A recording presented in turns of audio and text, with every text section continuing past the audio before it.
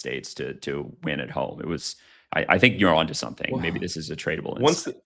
the once the politics got involved, ball don't lie flipped against us, and it sure looks like it. I mean, that was gross, man. I hope that our podcast today is a better performance than we saw from the U.S. backline last night because, Yeah. Well, let's yikes. let's put an asterisk here. So this is our first live show ever. So apologies in advance for whatever we are already doing wrong. But I think we're going to be masters of our craft.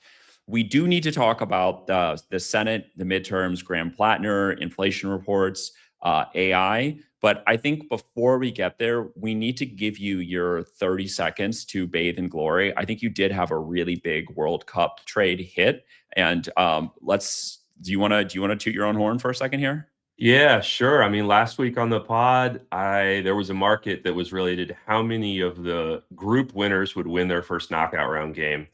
The market was basically saying the answer would be 8 out of 12. And I told our listeners 8 is way too low. The median should be more like 10. And the average price on Kalshi that you can get 10 or more at is like 25 cents. How many group winners won their first knockout round game? 10, baby. Your boy hit Let's it right go. on the nose. Let's go. I got a whole lot of that at 25 cents. So really nice win for me. All Anyone right. else who was listening to our not financial advice maybe learned something too. So Yep. Yep. yep, big dub. All right. Yep. Take the dub, put it in your pocket, buy some margaritas, go to El Cholo, least posh Mexican restaurant in Los Angeles. All right. Well, let's get into the show. So I think for prediction markets, politics is kind of our OG material. So we've got to talk about Graham Platner, Maine, and Democrats crying into their beers right now. Although I think you have a different view on this, so we should have some good content. But I was thinking, let me cue it up right now. So anyone who's following politics has seen this huge shakeup in Maine. It was kind of like an utterly predictable train wreck. But the downfall of Graham Platner, which is still unfolding, is about a whole lot more than like oyster farmers and boomer liberals and Tivas like walking around their retirement homes in Maine. This also could be like a serious setback for Democrats who were liking their odds to win back the Senate. So I'm going to read the sort of lead all from Politico, and then we can kind of get into where the trading action is. So Politico writes, it's one of those pieces that's got 500 different reporters' names on it. Democrats have abandoned Graham Platner, slugline Gorham, Maine. The dam has broken on Graham Platner's candidacy. Democratic leaders in Maine and Washington, along with a growing pack of Platner's close supporters, abandoned his Senate campaign on Monday after Politico reported that a woman who dated him said he forced her to have sex with him. Senate Majority Chuck Schumer called for Platner to immediately withdraw. And Schumer was joined in that statement by Senator Kirsten Gillibrand, the chair of the Democratic Senatorial Campaign Committee. So that is the noise of the money spigot being slammed shut. And we know that the Republicans are coming with like an Okinawa-sized 30-day-long bombardment of super PAC cash to try and hold on to that seat and Susan Collins's job in the Senate. So, Brian, that's a lot of stage setting. We've got kind of an iconic Senate race, and we've got the big question of whether or not the Democrats can flip the Senate. The markets have moved decidedly against the Democrats. They've moved 10 points towards the Republicans in Maine. So this is now like a 60-40 contest. Democrats still small favorites. And they've moved about 10 points towards the Republicans in the who will control the Senate next year question. And that is now kind of a 55-45 proposition favoring the Republicans. So looking at this big swing in market terms, big swing towards the Republicans, are you long or short nationally or in Maine in this new kind of micro trend towards the GOP? I think I'm short the swing. I think this is good for Democrats in Maine because Plattner Interesting. was a disaster. He was always going to be a disaster.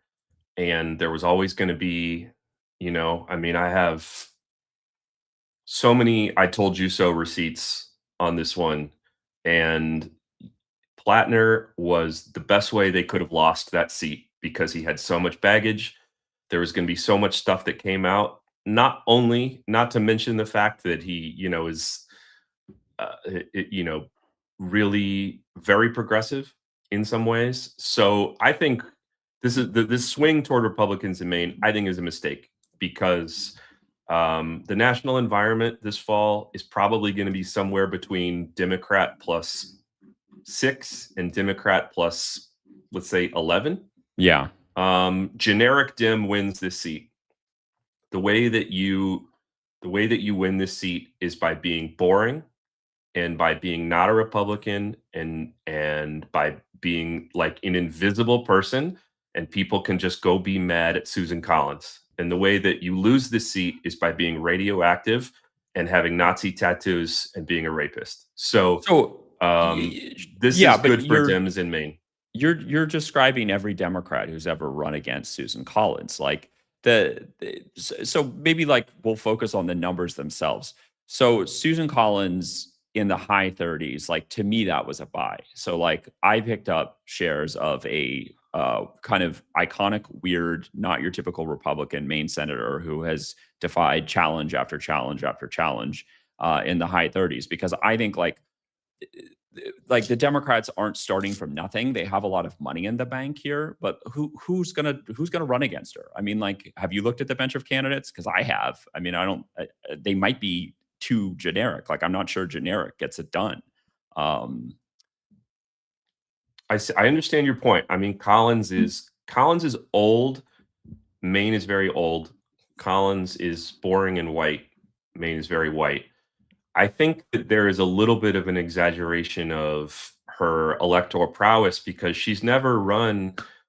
I mean, her last like 4 elections have not been in a midterm with the Republican in the White House. I mean, she got to run in two presidential generals and in the second Obama midterm, which are relatively good environment for ours.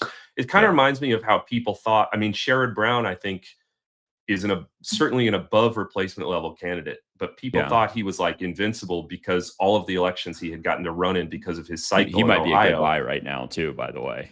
Democrat in Ohio. Yeah, I think so. But I think that her sort of the good fortune of soft schedule, so to speak, has made Collins look a little tougher than she is. But you're absolutely right that now you've given Maine Republicans this opening, and there's sort of like chaos in the defense. So I see your point. I do. I mean, but your list of replacements are like, what's the line in Moneyball where Brad Pitt says we can replace, Jason Giambi in aggregate?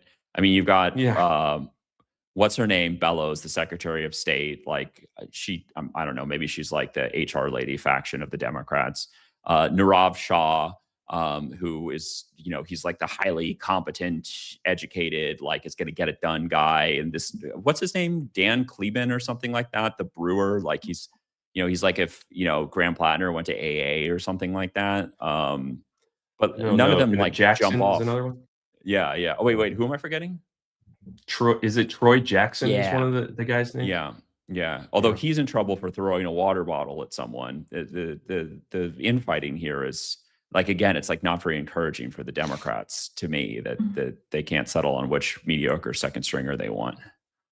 Well, this is a real scrum now for the next few days because Platner is also going to try to hold on so that he can go back to his salvaged one tiny shred of dignity and go back to his homies and be like, at least my candidacy got a progressive candidate in the mix. But I don't know. I would be lying if I said I were really following the main minutia here. But are you buying or are you opining here? Because I'm buying. I picked up Susan Collins at I think 37 cents or something like that, and we've got a couple months to figure out if that was a smart trade or a bad one.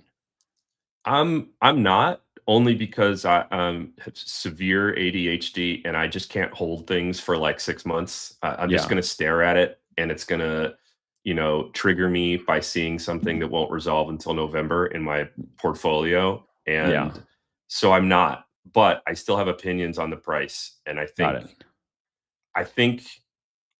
Dem should be solidly favored here. Let me ask you a different question. If there's someone out there who's gloating because they picked up Susan Collins shares at 28 cents a month ago, like, was that a good buy, or do you think this is a 90-10 race and like the general trend just sweeps Republicans off the map?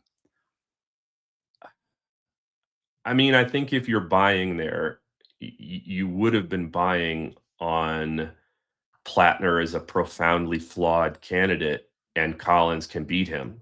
I Yeah. mean, I think for me, it's the inverse. Like now that Collins presumably is going to have to face someone who has, geez, like been vetted on some level, or have run for some sort of office, or have had like a job that their main client isn't their mom Yeah. or anything. Like I think it gets a lot harder for her. So if you bought at 28 cents on Collins and the price is now higher, that you're going to have to face someone without a rap sheet, I would be thrilled to sell that at a profit because I Yeah. think the price action should have gone the other direction. But Yeah. I mean, Yeah. I see your point. Like some people just win.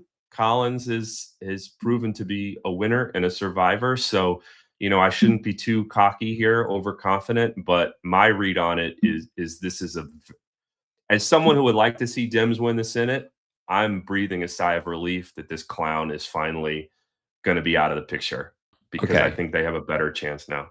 All right, all right. Brian, you've made your point. I am a Yeah. buyer in the mid to high 30s. I am not a buyer at the current market price. I do think that the Democrats are going to have trouble getting like the young, energized, purple-haired communists out, and I think that is very important for campaigns this cycle. I do think that they will still get the boomers and Tivas who go to No Kings rallies. I think they will still be knocking on doors. The money train will continue. But I am not impressed by the bench of candidates that the Democrats have, and your point I take. So can we talk about the national trend for just a second? Because I think that this race is like more relevant to people purely on the basis of will the Democrats flip the Senate? Is there a pathway to impeaching Trump and then removing him in a Senate trial if they do?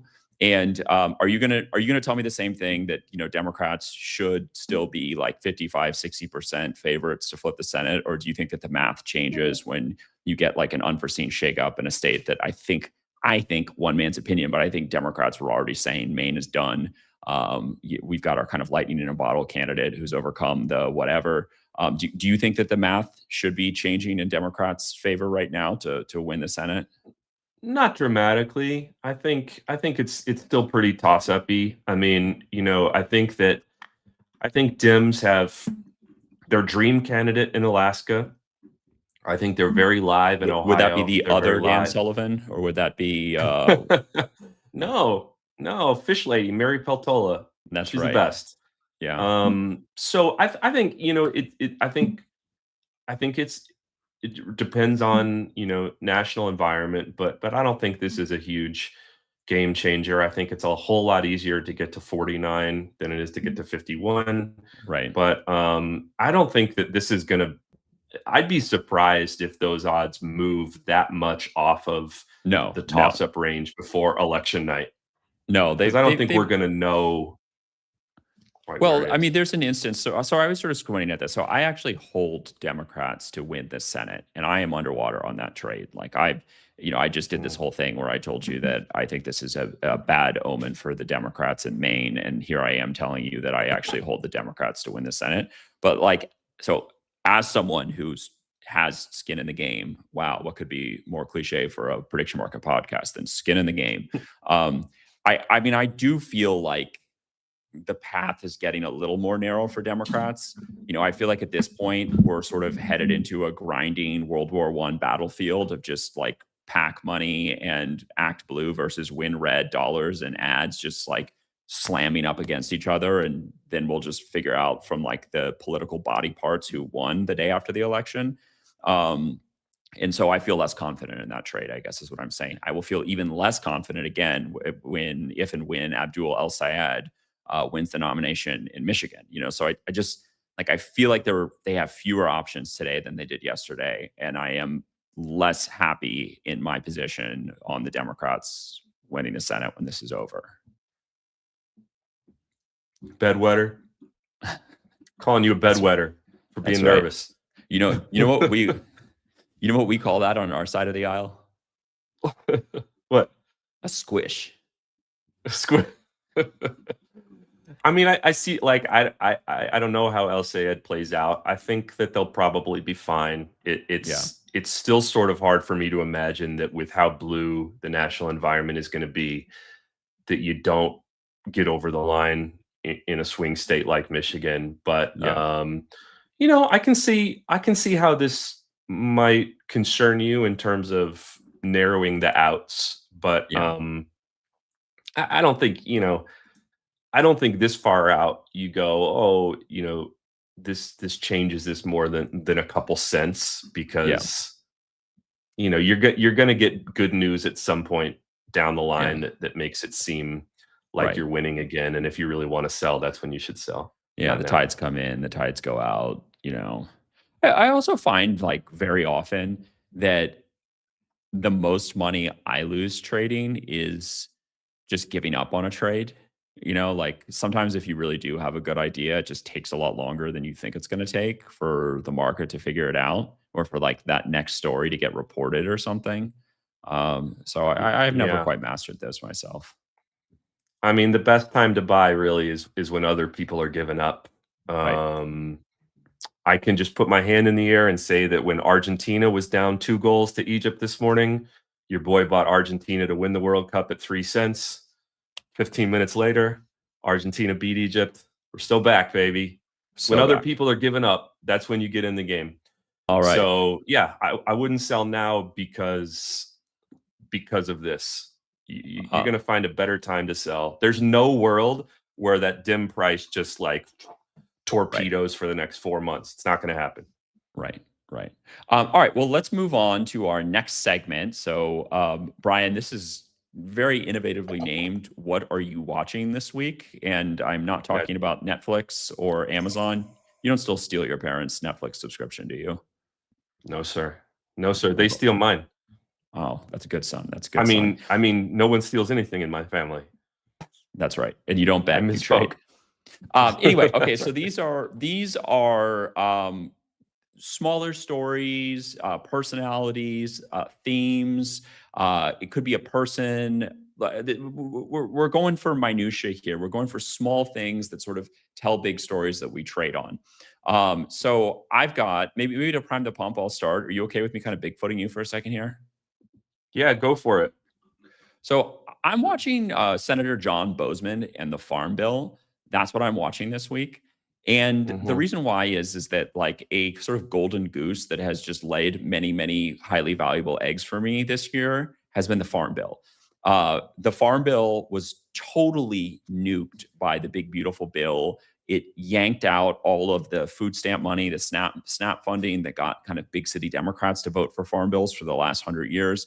Um, but it didn't really deal. You kept the farm subsidies in that brought in the kind of rural and now Republican leaning people. So there's this like year long acrimony between rural Dems and rural Republicans over the farm bill because all the food stamp money is gone.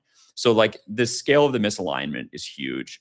It's an underdog pick right now at I want to say the low 30s to bet that the farm bill will not be signed into law this year, that it'll just get extended as they've done for the last couple of years, until a new compromise can be found. And it's been a really good trade. But Brian, I know you were wondering why the stance might be up. You're on the edge of your seat wondering why is Keen Dog becoming less confident in his own trade?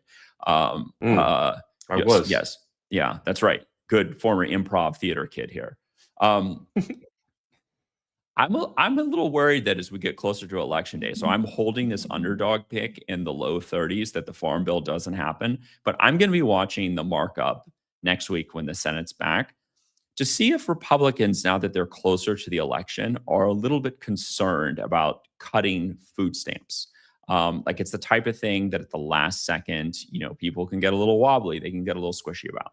So I'm holding in the low 30s the farm bill not getting extended. But I am watching John Bozeman to see how Republicans deal with the pressure of the election on this because they've got to make up their minds very quickly before the August recess, the NDAA, and a bunch of other must-pass bills come up. So, Farm Bill, Okay, yeah, there we go. good. Let me ask a follow-up to that. Do you think Let's that, go. as our conversation before about the Senate, because we got a lot of farmers in Iowa where there's a Yeah, big Senate seat. Got quite a few Facts. farmers in Ohio where there's a big Facts. Senate race. Yeah. Does Farm Bill, like, are swing voters, or is that going to be a vote moving issue in some of those Midwest Senate races? I don't know, but you see, like, we had Andrew Tobias from Signal, Ohio on the show last week. You were there for that interview. Hmm. And he was talking about how John Husted, the sort of embattled Republican incumbent there, is already kind of backpedaling on some of the MAGA accomplishments. I mean, so there is a venue for that, I guess, is my point. But my other point is that, like, it tends to be Republicans. Like, Republicans have poverty in their states, right? Like, a lot of GOP dominated states have a poverty problem and have a food stamp problem and have budgetary problems. Like, it's not like food stamps affect everyone. And you've got this, like, really large group of Republican senators who either A, don't give a shit about Trump next year or anymore because they're leaving, or B, are up for reelection. So there's, like, by my tally, there's 8 possible Republican votes for going along with the Democrats and forcing the food stamp cuts out of the big beautiful bill and the funding into the farm bill. So, like, the numbers are there on the Senate side. It's just a question of whether or not the House will swallow anything. And, like, the House can't do shit. Like, the House is the most cooked object in the United States of America, more cooked than, like, the last time my dad tried to make hamburgers on a charcoal grill. Like, it's hockey puck cooked. So there's a lot to crunch. And I guess this short segment is becoming very long because I'm very much Okay. obsessed with this question. Yeah. Okay. Well, I mean, that's good. That's what the people want. And Are you you have been calling following bullshit? this, and you have Are you calling no, bullshit no, here? you have won on this before. I mean, you've been turning out winners on Farm Bill related stuff. So Yeah. It puts butts in maybe you'll seats to get be the another. farm bill guy. So what I'm watching is, of course, we got an inflation print coming up next month, and inflation is kind of my thing. Once a month, what I'm watching is probably always going to be inflation. We're going to have a big negative number this month because gas dropped so much. But in my view, I don't think that the markets have really still yet priced in how low this is going to be. Right now, uh, I haven't seen what the banks are forecasting for this inflation number, but I have it. My forecast is, like, right on the cut line between 3.7 and 3.8, to Uh-huh. where I think it could go either way. And on both Polymarket and Kalshi, you can get 3.7 or lower in the mid 20s.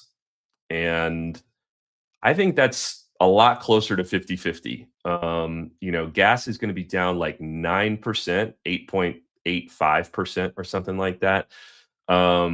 We've had 2 sort of irregularly high shelter prints the last 2 months that I think you could see a mean reversion on. And, the market still thinks this is, very likely 3.8 or higher. I'm not so sure. I wouldn't be surprised at all to see a 3.7 number come off. I think that's, like, pretty much a coin toss, and So you can get so that in the are you 20s. saying that I can't buy dollars for 40 cents here, but if I combined the 20-ish cents for the 3.7% inflation and the 20-ish cents for the 3.8 cent inflation, I can get, like, 90-cent golden shekels for about 40 cents? Is that, like, the official Brian Golden Uh, forecast here? no, I think I lost you on the math, but I think Polymarket price right now is that it'll be 3.8 exactly for, like, 50 cents.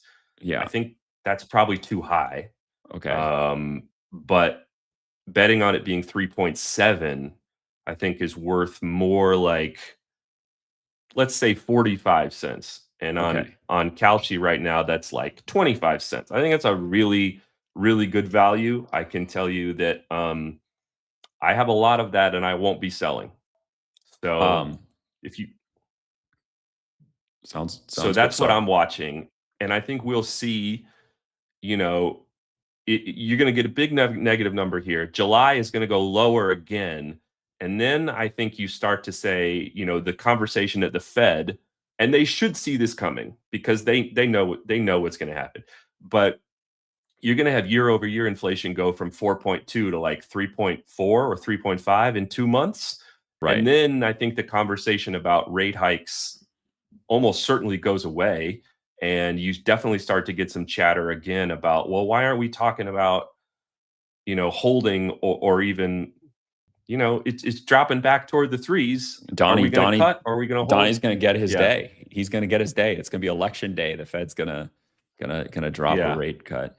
I don't know if they will do that because I'm not good at predicting Fed behavior, but I do think the conversation is going to change away from a hike when the year over year drops back into the low threes. It just doesn't seem rational. Right. I don't think it's what Warsh is going to do.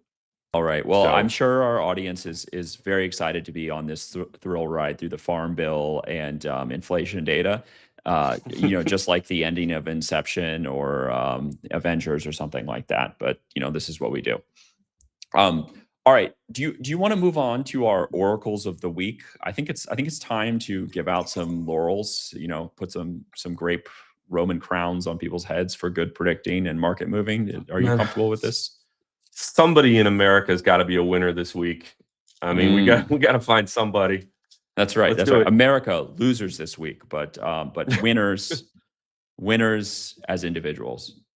I will. You know what? I'm gonna look you in the eye here and give you a piece of this one.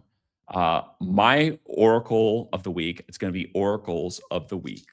Are none other than Joe Weisenthal and Tracy Alloway of the Odd Lots, because they booked you. And shout out to Carnitas Taco. I didn't know he had a real name, but they booked you and Carnitas Taco, whatever his real name is, on the Odd Lots.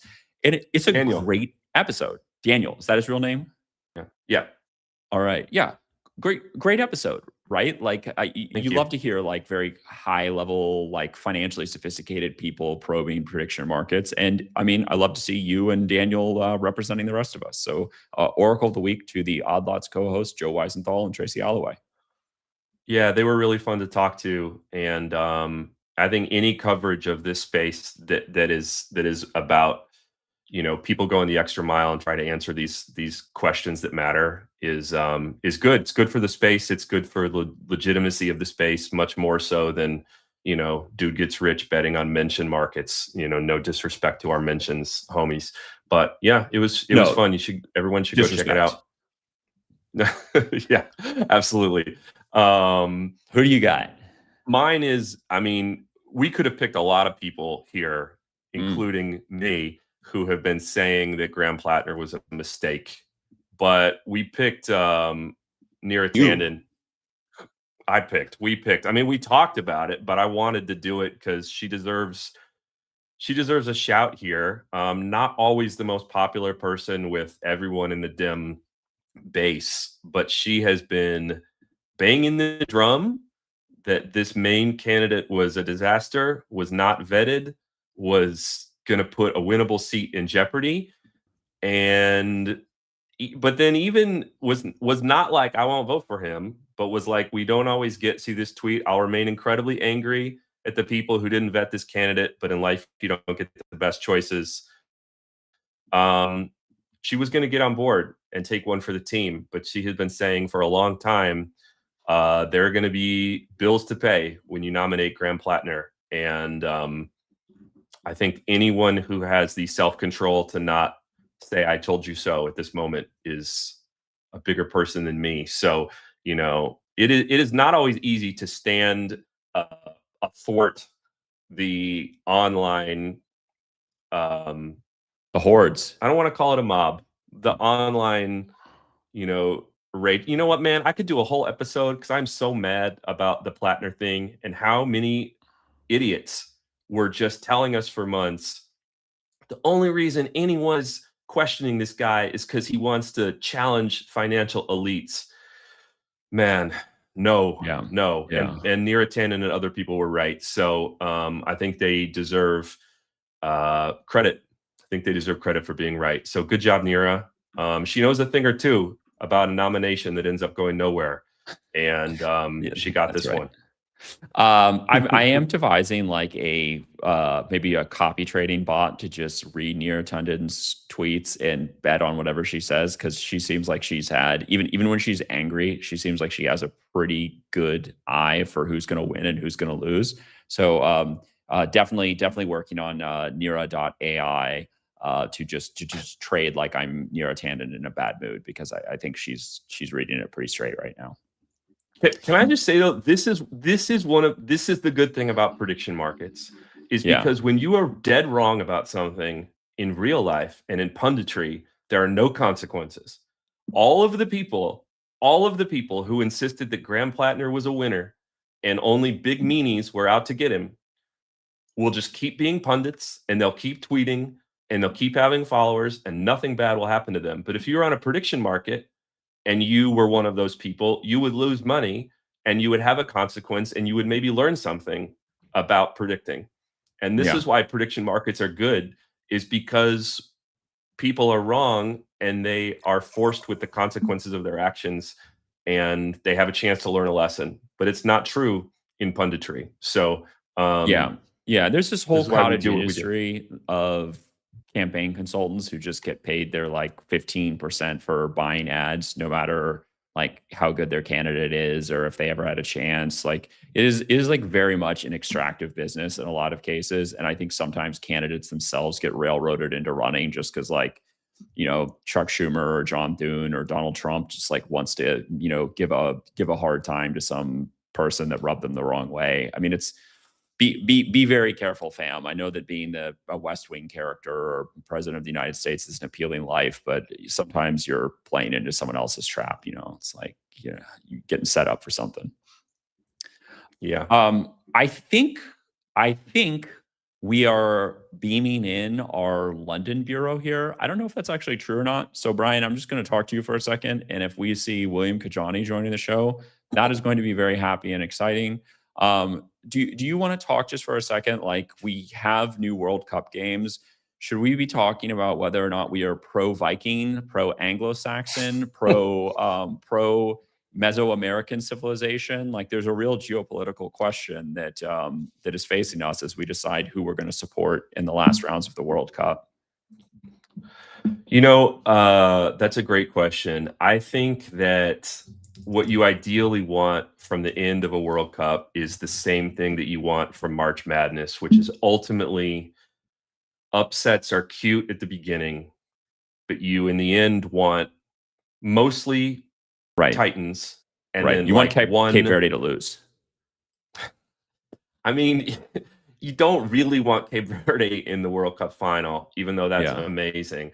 But I think with the World Cup, you also want culture. And I think, man, like the Viking row is so legit and is just so, like, every player on that team looks like you went to central casting and were like, give me a Viking.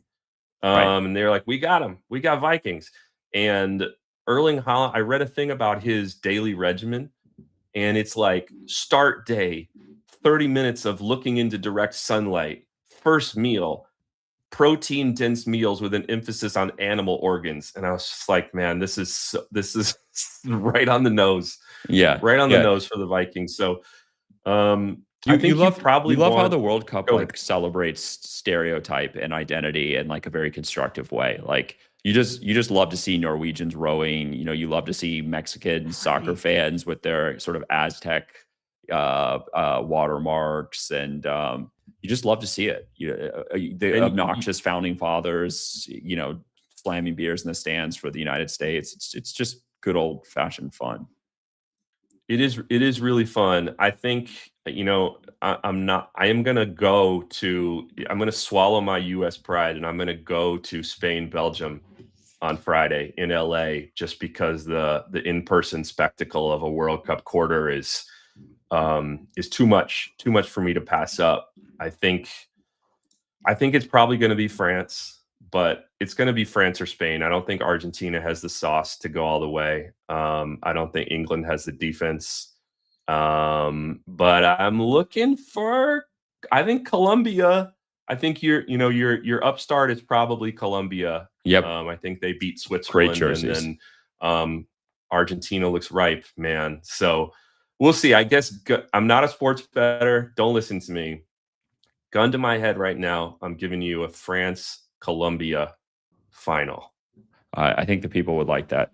A reminder that we've got a great segment following this with Curt Mills from the American Conservative. Curt is super tied in with the Republican foreign policy establishment. He was just on Ross Douthat's podcast of the New York Times. He's sort of known to sort of speak for inside kind of elite right of center politics at this stage in his career. So stay tuned for that. We're going to talk about what's going on in Trump's brain in Iran and with regard to AI in China, which is a topic that's heating up. Brian, while we give our London bureau a few more minutes to join, shout out KJ, let me just ask you one other thing that's on my mind, which is we published this piece yesterday at Eventual. Subscribe to our newsletter at eventual.news. Got to put in the plug there. But I'm very interested in how the World Cup will like meaningfully change America's sort of face to the world. Like I totally buy into this thing that, you know, the Beijing Olympics like announced China's time as a superpower. Like the 2006 World Cup in Germany, like really made it okay to have a sense of national pride in that country. Like I think that there's sort of big diplomatic messages that come from these tournaments. And I'm sort of thinking that like, I don't know, I'm sort of feeling the vibe coming off of the US World Cup here. And maybe I'm the only person, but like, are you catching a vibe, or are you just, you know, are you just saying, it's just sports? Well, I mean, I wonder if the vibe changed after, you know, Right. the Balogun situation. Whereas I don't know if people then are like, this is quintessential Trump America to try to put your finger on the scale and lean, as Right. opposed to what it might have been like if that hadn't happened. I mean, I think jury is kind of out on to what degree that intervention was causal in Yeah. Balogun being reinstated, but it's not a good look. And I don't know. I was certainly feeling the vibe before that in terms of the passion and the stay. I mean, there were people 2 months ago who were like, this is going to be a disaster. Imagine the empty stadiums. How embarrassed is America going to be when people don't Right. even show up and show out for this? And that certainly has not been the case. I I mean, but I think just that think like if you put 100, 200, it's something like 3.5 million people have gone to these games. Like, you know, a lot of them are the sort of educated, moneyed, and connected people from countries that have a bad opinion of the US. And like they're gonna go back to those places where they have good jobs, where they have prominent families, where they have, you know, the next 60 years of their life or something like that. And like the sort of like social media propaganda, like I don't know, like maybe it kind of like lives on a little bit. Like I do think that reputationally the United States is probably in a better position than it was. And you can have the whole conversation about like, well, if if you're a Euro poor or something and you go back and there's no air conditioning and like 20% youth unemployment, are you still so sympathetic to like this happens when Americans go to Europe, right? Like they change the way they eat, they change the way they dress, they change it, you know. So I'm tortured by this question that no one cares about but me. But I am putting my imprimatur on it right now, which is like, is this the legacy of the U.S. World Cup? That it says we're not back, like we were always here and we're still here, and like get with the program. one difference is when you go to Europe, one of the things you love is that everything is so inexpensive. And Yes, people that came here may be more Euro poor than they were before they left, because this is like the most expensive World Cup right. times a million. But I Yeah, have to say, I mean, I went to the US Paraguay 4-1 ass kicking, and it was a top 3 live sports experience of my yeah. life. It was so cool, and it was so man, it was really, really special. What would be your I don't know, you're probably not as big of a sports guy as I am, but if I were gonna say top three live sports things, like does anything immediately come to mind for you? I went to, I'm from Louisville, Kentucky, which is the Yeah. largest per capita market for college basketball. And I went to a conference Mm, game between Louisville and Georgetown when both of those programs were at the heights of their power, like 10 years ago. And that was the loudest stadium I've ever been in. So Cool. big college sports guy for fan experience. Yeah, those are my other two also. Outside of this, this was the top pro one for sure. Yeah. Well, speaking of Europors, I think that our UK bureau is probably not joining today, although we love Oh no. our British friends. But anyway, so we can look forward to sometime soon talking about whether or not it is coming home. If you don't get that, I don't even know what to say to you. And Neil Farage's resignation from Parliament is the newest downward spiral in Westminster, which we'll have a lot to talk about. And I think we also have a piece at Eventual coming about the sort of Andy Burnham endgame and if it's the dawn of a new golden age for labor or if it's just a brief interruption in like a nightmare slide to right-wing governance. So look for that coming. I'm so deeply apologetic that we did not get to showcase our favorite person at Eventual, which is William, but he will be back. And as will you, Brian, right? This is going to be a regular thing. Always, man. See you next week. All right, cool. Well, before we sign off, thank you for hanging with us. If you're one of the 500,000 people that signed on for our first live, but I'm Alex Keeney. I am the host and creator at Eventual. Brian is our co-host on, what day is this? Tuesday. And then big shout out to our producer, Alex Asdorian, who figured out how to make live production happen. It's not easy. So join us. We'll be here Tuesdays and Thursdays and hopefully more often than that. And for everything else, you can just visit eventual.news. Remember to subscribe on YouTube, Spotify, Apple, or wherever you get your podcasts. Thanks, guys. All right, joining us now is Curt Mills. He's the executive director of the American Conservative. Curt's a foreign policy specialist. He's a journalist. He's a bit of a movement insider in Trump world. He's also a critic, so great guest to have for a probabilistic show. And then, of course, we've got Pratik Chogli, our managing editor. So first of all, welcome to the show, guys. Welcome to Eventual. Thanks, guys. Old friends. That's right. Curt, everyone in the MAGA movement, I think of as dressing like very much like it's Wall Street in 2005, but I see you're wearing a black t-shirt and that's pretty much it. Is this a message that you're sending about your vision for the future of America versus the president's? I wasn't invited to Khamenei's funeral, so this is I have to trot out what I would have worn. No, I beat to my own drum for better or worse. So this is how I normally dress, more or less. Yep. So I was hoping we could sort of establish you and like your worldview, and then we're going to ask some questions about Iran, technology, China, AI. These are big, meaty topics, but you're a big thinker. You are the executive director of something called the American Conservative. So you have been sent here to voice your full-throated support for President Donald Trump's war in Iran. That's why you want to talk to us about Iran, right? Of course. That's how we roll at the American Conservative. No, I mean, the magazine is, for anyone unfamiliar, was founded in 2002 against the Iraq War. It was founded by Pat Buchanan and others. And, we're doing our best to curtail the excesses and get us out of the Iran war in the 2020s. So it's a bit of a return to form, for sure. All right. So the way to think about it is it's probably like it represented, the man on the street summary would be, it represented a strain of Tucker Carlsonism, if that's a thing, although who knows, before it was a thing. So, paleoconservatism, old right, libertarianism, sort of and I would be remiss not to mention that Pratik briefly worked here as well in 2017 as managing editor. So he was my editor while in that job. Yeah.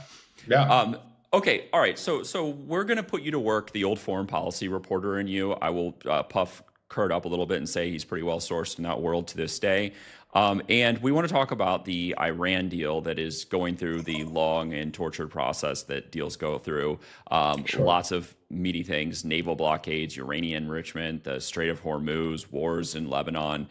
So Curt, I was thinking we would just maybe give you the odds on certain outcomes and you could just tell us which one you thought was smarter. Are you good to play this game with us? I guess this is not, I don't politically gamble, but I admire and of course study the markets for their own utility. So sure, I'll answer honestly. All right. Well, so do a lot of our audience members. So welcome to the ship.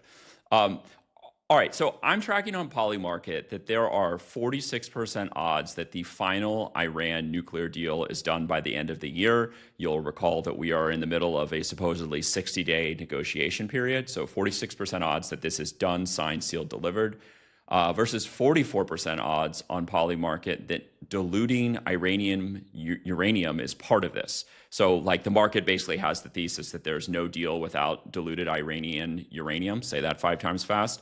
What do you think sharper here? The 40% chance that this deal is done by the end of the year, or the 44% chance that diluted uranium is a part of the final package? So those aren't mutually exclusive things at all, right? So like basically, yeah, 44% chance that some sort of I'd be always interested to see how these things are scored. I'm not trying to like immediately caveat. I mean, we have a deal right now, right? It's a memorandum of understanding. It could expire. They can, in theory, extend it forever and ever. So like, does it pay out on New Year's Eve if like we just extend the MOU? Probably not, right? We need something more fulsome than that. I would say the first bet seems smarter. I think it is possible they do it to nuclear, but the nuclear issue has been strangely relatively absent, considering that is the ostensible casus belli of the entire war, right? And I think you've seen Trump and other administration officials kind of circle it back in, but there hasn't been nearly as much emphasis and intensity on the nuclear issue as such, as opposed to the Strait and a broader understanding between Trump and the Iranians. And is that just cynicism that they can get any nuclear concessions, though? Like, is that why that priority is not as high up as just keeping the Strait of Hormuz open? Maybe. I mean, I think they can get nuclear concessions for sure. I mean, the opening bid when these negotiations even started in 2025 was more favorable than Obama's JCPOA. It was a lower number of enrichment. So like they could in theory take that. There was, in the early days of the MOU reporting, there was indications that they were re-interested in that. So basically the original deal before we fought any of these wars. So it is possible, but the problem is, once the administration starts talking about, accepting some level of Iranian enrichment or moving the highly enriched uranium to another country, they'll start quibbling that it's not, zero enrichment. And by they, I mean like critics of this understanding at all. So basically Israel and its allies in the United States. And then, people would be angry if we moved it to say like Brazil, which is, not a trustworthy country in the mind of Netanyahu or something like this. And then additionally, even if they get the highly enriched uranium out, I think they'll invent new things, or they'll emphasize new things. Like, I've seen the leading hawks have started calling the highly enriched uranium the so-called highly enriched uranium. So, anyways, this is way more minutia than I think perhaps people are gambling on.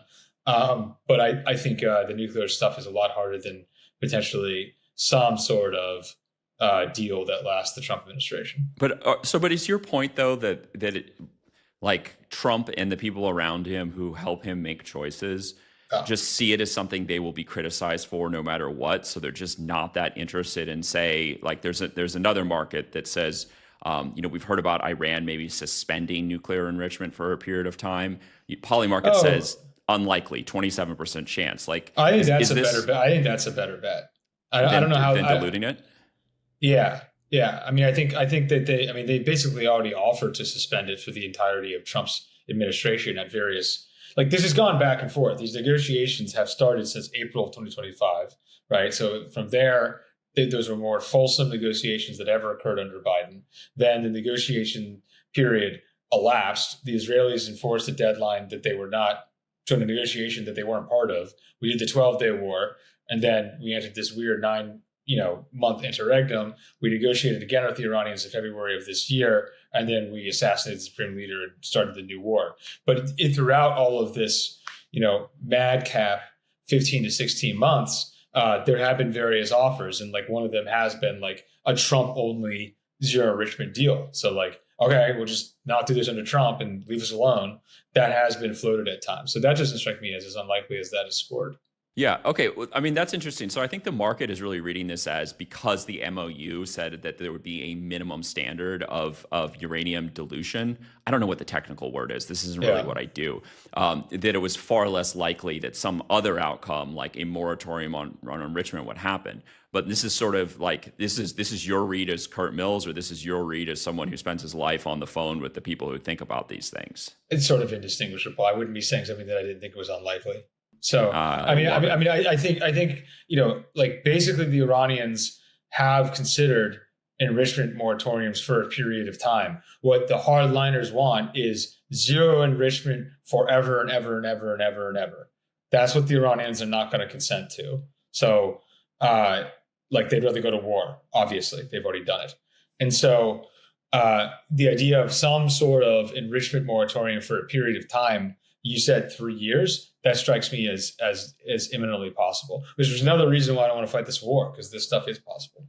So okay, the thing we haven't addressed here is the market is giving basically a coin flip that this war, or whatever we're calling it, is settled by the end of the year. And I sort of wonder if Donald Trump's attitude is frankly like something I get the idea from watching what you have said and written, which is he'll just kind of take whatever deal comes out, because at the end of the day, just putting this thing behind him is more important than the outcome. And so I wonder if a coin flip that this thing is settled by the end of the year should actually be far higher, that it's 80%, and Trump wants it off the table before the midterms, or off the table before something I'm not even thinking of right now. Well, those are two different things. So I think that, if you watch we talked about it before, we were talking about the Will Chamberlain debate that I did a few weeks ago. Will Chamberlain this is a sort of hawkish person, said what I think is increasingly being said by hawks, which is that we will restart the war after the midterms. So we will give Mr. Trump what he wants. I mean, this is the way they talk is just crazy. Like, implies like Trump is not the decision maker. So we'll give President Trump what he wants. We'll stop the bleeding heading into the midterms, but then we're going to be full on pressure to restart the war after the midterms. So I think it's entirely possible that happens. We've got prices and probabilities for everything. Yeah. I'm looking at a 29% chance that we get a new naval blockade, a 13% chance that we invade Iran. I mean, like, the signals are all over the place, and maybe they're just responsive because people don't know who to listen to. But like, it sounds like I think just listen. Yeah. I mean, the base case I think is if we do re-escalate, we do invade. Yeah. I mean, why go back to do the exact same thing? It's possible they re-blockade, but like, I don't know. Right. Well, it gets weird. It gets very Vietnam adjacent when it's like, well, we're there. We're there. Yeah. To get the missiles, like, we've got to secure the launch sites. To secure the launch sites, we've got to get the troops there. To get, to protect the troops, we need to start sending patrol. Like, it's like it goes quick. I mean, so Alex teed up the question by saying Trump will take a deal, and then you said that the way the hawks are talking, like, Trump isn't the decision maker.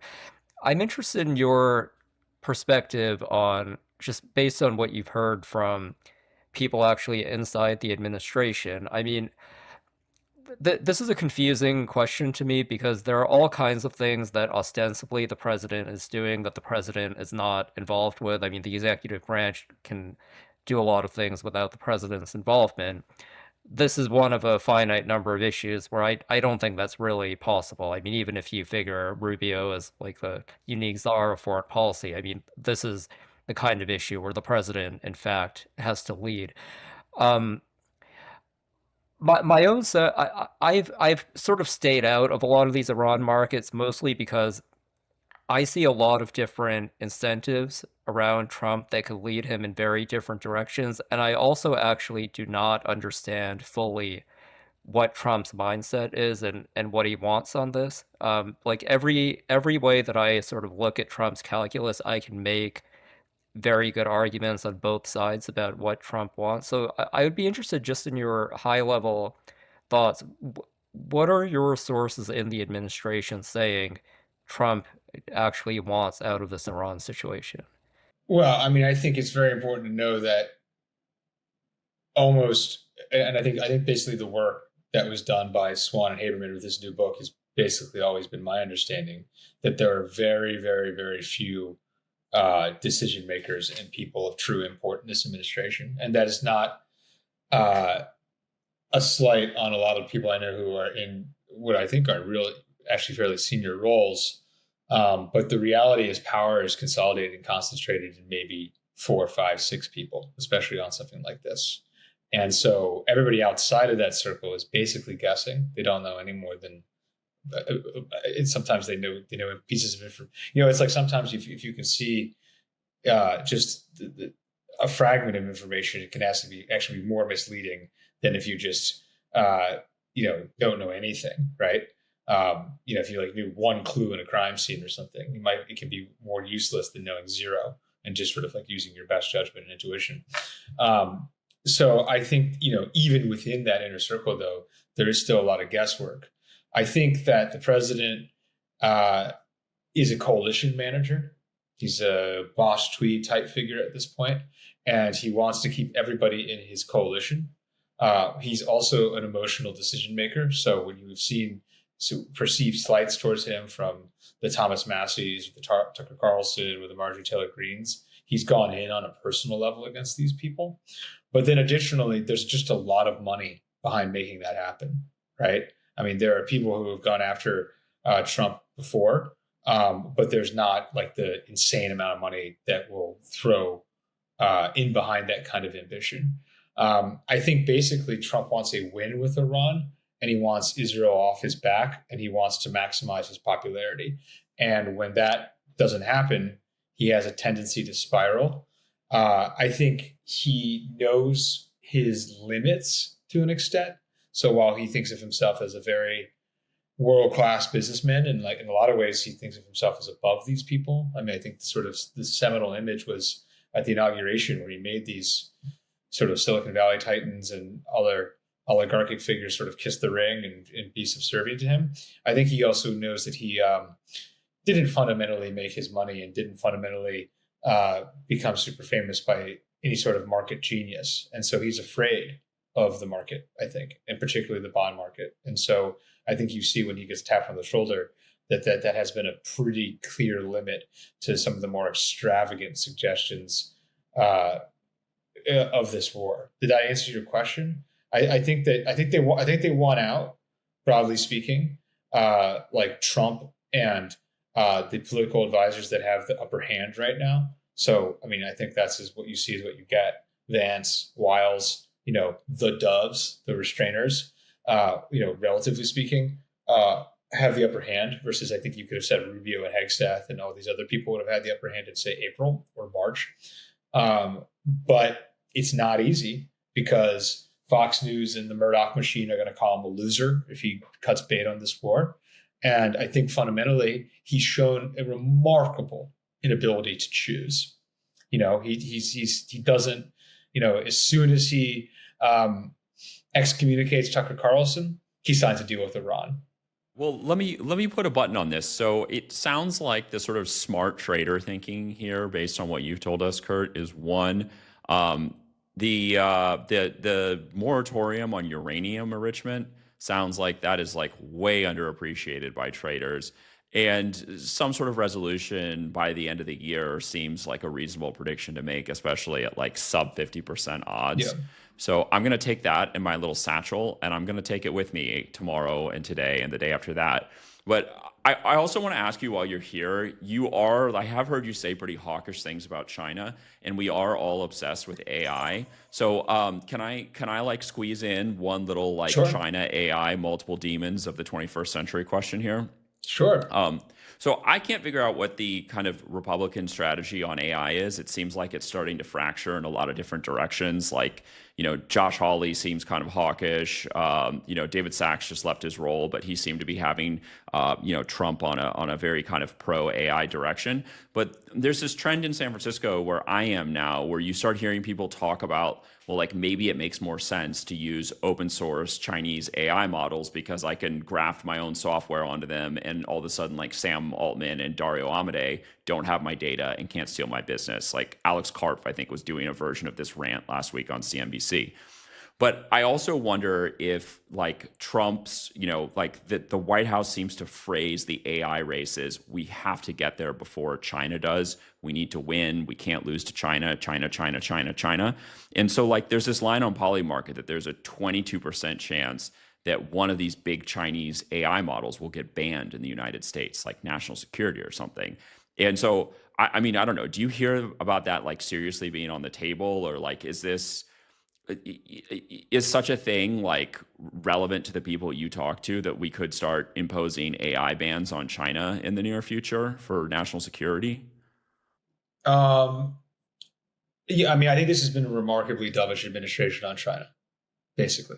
Like way more dovish than pretty much. I mean, like if you had told somebody in 2021 that the next Republican administration would probably be more accommodationist and realist, or whatever you want to call it, with China than the Biden administration, and that that administration would be the exact same with the successor administration to the previous administration that was thrown out by COVID, which comes from China, I think it would have been pretty unbelievable, right? I mean, like, Trump has had every reason to blame China for basically the collapse of his first presidency, and he hasn't. And additionally, with AI, it's pretty clear. I mean, the AI official, the senior AI official at the Trump White House, gave an exit interview to the Financial Times over the weekend saying that Trump will basically stop any major regulation on AI.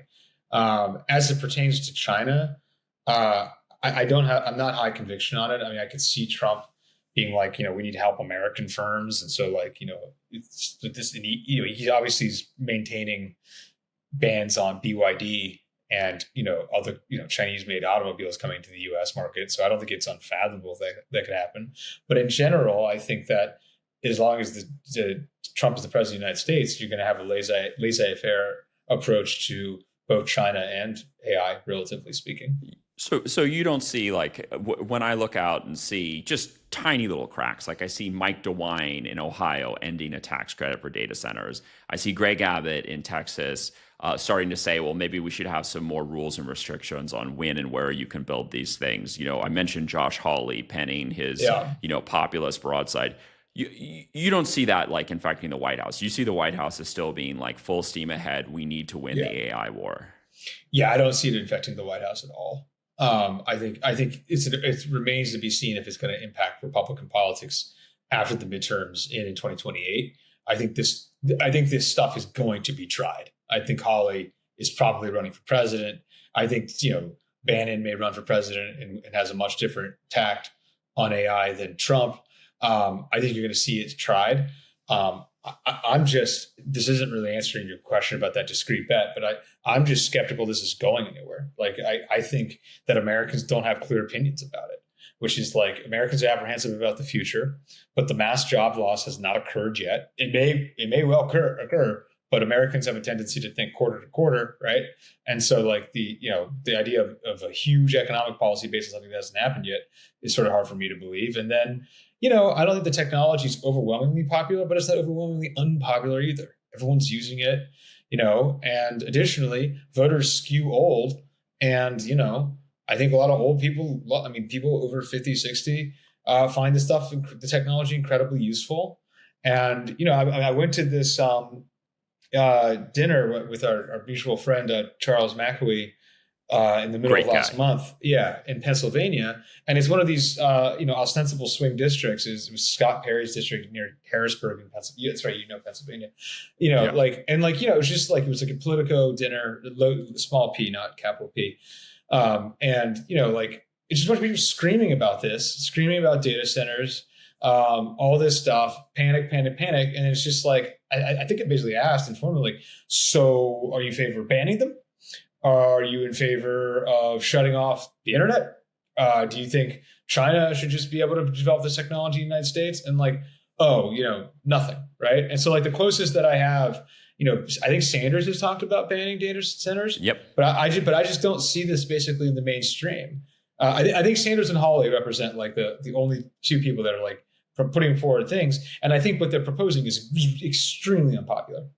Well, the markets are interesting because even in the absence of a lot of markets that have discrete signal, or whatever the smart guy way to talk about this is, the fact that there just aren't really that many prediction markets for the intersection of AI and policy, to me, is like also evidence that even though all these feelings are in the electorate, like if you go state by state, you will see referendums, you will see like state legislatures, you will see data center bans in particular moving through a lot of different states.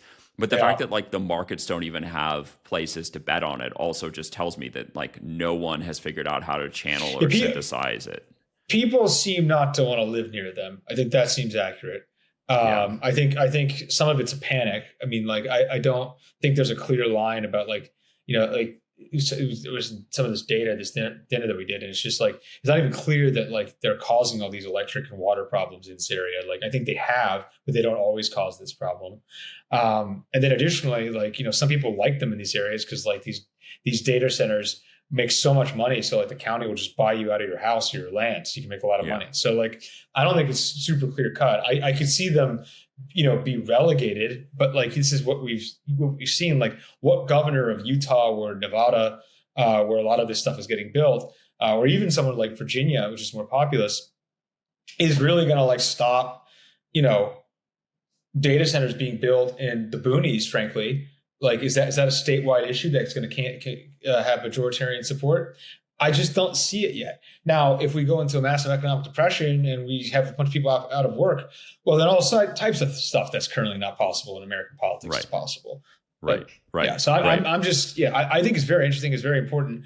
I'm pretty contrarian among, intelligent people who are following this. Like, I just don't see how to regulate it. I just don't see the public will for it.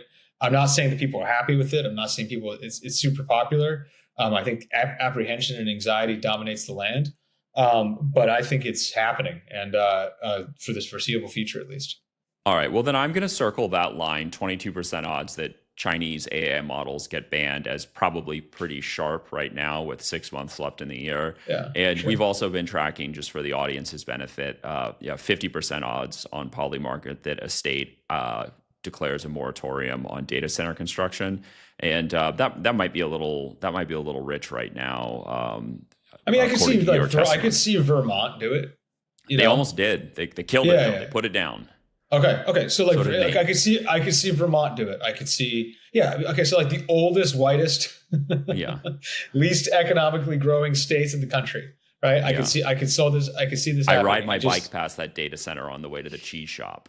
Okay, exactly. I don't know. Like, how about a state that's like pretty central, like Virginia or Pennsylvania or even Nevada? Like, always the question with those states, right? Mm-hmm. Pratik, what do you think of this? I've not seen any of your work on it. If you have commented on it, on the AI data center issue. Yeah.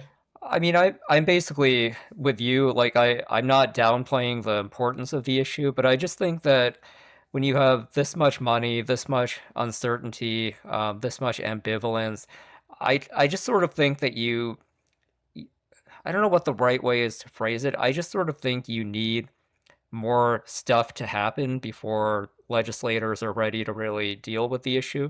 I like, it's interesting to me. I agree with you that there will be probably candidates on both the right and the left in 2028 who try to stake out a position on AI as a means of maybe distinguishing themselves. And obviously someone like Bannon would have a populist narrative with it. But I think to really mobilize public opinion and really get something serious done, really have a president be able to stand up to industry here and do something, I think we're very far away from any political figure, any movement kind of crafting the coalition that you need to do. And like, I don't think Josh Hawley is sort of running a campaign and saying AI data centers are a threat. I mean, that's pretty wonky stuff at the end of the day. It's going to have to be positioned in some kind of framework or message that speaks more generally to the kind of angst Americans have. And I just don't like, I think I also, if we're talking about an abetting perspective, this is the kind of space where I'm a little bit weary of like my own ability to see beyond bubbles, because like in the kind of intellectual bubbles we live, like I think we're surrounded by a lot of people who are very radical on the issue in both directions. Like I think we're around people who are addicted ChatGPT users who really see the promise of it and are integrating the stuff. We're also around like EA and effective altruism circles who are like big time doomers. But my guess is that the American people are just somewhere in the middle, and I haven't seen any major figure in American society really kind of capture where the American people are and figure out how to legislate on it. All right. Well, we'll have a lot more of that, but let's close this out on a note that everyone can relate to. Curt, we are 2 years away from 2028, which means we are also only 2 years away from 2028 for observers like us. Polymarket has JD Vance, Marco Rubio, and Gavin Newsom in that order as the favorites to be the next president of the United States. Is that the right list of names? Are they in the correct order? Are you going to edit us? What is on your mind looking ahead 2 years? No, yeah, that's not right. I would fade Rubio. And what is Newsom's what are their prices? Vance at 20, Rubio at 15, and Newsom at 12. I would fade Rubio for sure, and so 12%. So they're basically, and then what's the implied? So the Democrats are what to win the presidency in 28? A little over 50. A little over 50. Okay, so they're basically saying Newsom has a 30% chance of winning the Democratic nomination or something like this. Yeah, you sound like a smart guy. Yeah. So okay. I think Newsom has been damaged. Newsom's at 19% to win the Democratic nomination on Polymarket. Yeah, but there's not the same traders in each market, right? Yeah. So somebody who's betting on Newsom in the presidency is obviously very high on him to win the nomination. So they're probably like a little bit inflated in that sense. I think that. So I think let's say the thing I'm most negative on first. So I think for Rubio to win, I think he is, well, there's a couple of scenarios. There's the Rubio runs against Vance and wins. And then there's the Vance doesn't run and Rubio wins the nomination. And then there's the Vance doesn't run and then Rubio wins the nomination because Trump endorses him. So something like this. So, and then, you're going to have the endorsed nominee of, I don't know. I just don't see Rubio's path very well. I just think it's really overrated. I think Vance is probably running. I think the chances of Rubio running against Vance are higher than people in the administration circles say they are, but they're lower than the public thinks. So I think the chances of Rubio running against Vance if Vance runs are like 40%. So it sounds like we need a Rotten Tomatoes critics versus public index for some of these markets. Yeah. So, and then I think the Iran war has damaged Newsom. Newsom clearly can't talk about foreign policy. He's been a lot less visible. So if the Iran war goes on, I think that hurts Newsom. If it goes away, it could help him. And then I think additionally, the Iran war has made it feel like, it has made God bleed, right? So the Democrats think they can win versus last year they did not think they could win. So they don't have to nominate their ostensible strongest nominee, which is some people think is Newsom. And then additionally, Newsom has a ton of, I'll just say it, Zionist donors. And that's going to be very divisive in a Democratic primary, as we're already seeing with these AIPAC discussions, McMorrow, all these people in Michigan dropping out. Granted, it's Michigan. Yeah. So I think Vance is appropriately rated, and I think Newsom and Rubio overrated. Having said all of that, I've got some 8-cent shares of AOC for president. Yeah. Are you a buyer? I think she's probably running. I think the left don't really have anybody else. I think she's not going to be the president in 2028. All right. Curt Mills, executive editor of The American Conservative. Thanks for joining Eventual.